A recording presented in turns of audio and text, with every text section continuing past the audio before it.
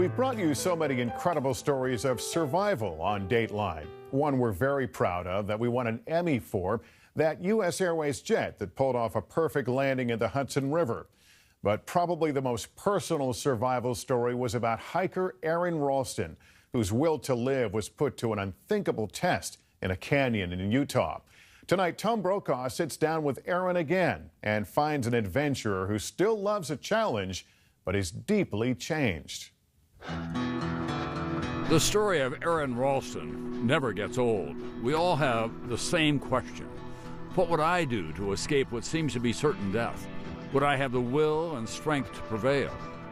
So here we are, it's Canyon. In 2004, Aron Ralston took us with him to Blue John Canyon in Utah's Canyonlands National Park.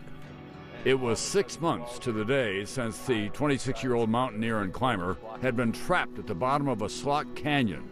Ralston was pinned to the wall by a giant boulder. He had a video camera with him. My name's Aron Ralston. My parents are down on Larry Ralston of Englewood, Colorado. Whoever finds this, please make an attempt to get it to them. Are we getting close? We're definitely getting close. We were back where he had nearly died.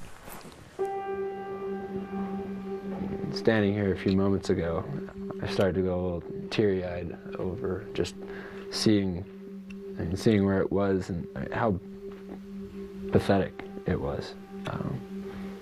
Just such a pitiable situation.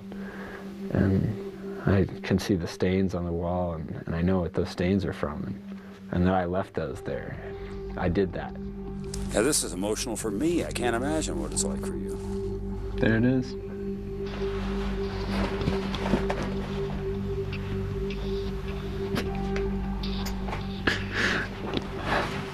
Aron told us about his sleep deprivation that induced hallucinations, including one that gave him hope in the abyss of his despair. I had the vision of this little 3-year-old boy with blonde hair and a red shirt running across the floor of the living room into my arms and picking him up and realizing it was my son and that this was a vision of something in my future. That glimpse of what might be helped him to do what he had to do. It came to me, this epiphany that I could break the bones because my Ralston explained how he first broke the bones in his arm and then cut his arm off with a cheap knife. Boom, and I wasn't even attached anymore, and I fell down like this, and I was free. You were reborn. I knew I had a hell of a trip left, but at least I was not going to die right here. This is tight, huh? We retraced his escape route from the canyon, including where he had to rappel down a 6-story cliff. Aron, we can put a rope on you. Yeah, that's okay. There we go. That's always the hard part. Okay. As I rappelled out of Blue John Canyon, I was astonished that he had been able to do it all. Dehydrated, hungry, only one arm. Ralston was rescued by a helicopter sent up after an alert from his mother. It was the beginning of a long road back. There would be 5 surgeries, a life-threatening bone infection, and a period of deep depression. Ralston wrote a book, Between a Rock and a Hard Place. The Oscar-nominated movie, 127 Hours, was based on it. All right, just once more here. Aron married in 2009. By then, he was back skiing and mountain climbing. Today, when he's not outdoors, Ralston travels the country giving motivational speeches. I left something behind in that canyon, but I didn't lose anything. Is there ever a day that goes by that you don't flash back in some form? Oh, I mean, the evidence is always there. It's still not the most natural thing for me to use my left hand. If you saw me try to throw a Frisbee, I probably couldn't hit the water.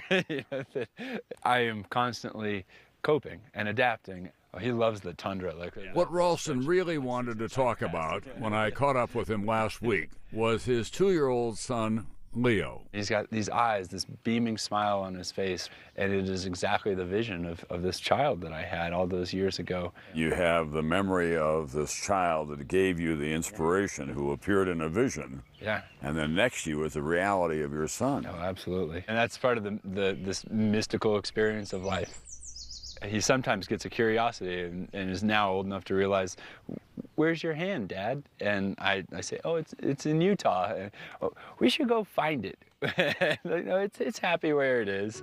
There are some things that Aron Ralston can laugh about now, but he also shared with me some serious lessons learned that he will heed the rest of his life. Yeah. This was a physical story, as we all know, about the guy who cut his arm off, but it's a metaphysical story as well about what connects us to one another, that gives us the strength, possibly even the power to be able to take a drastic action, knowing that I was going to get back. Maybe someday to see that boy.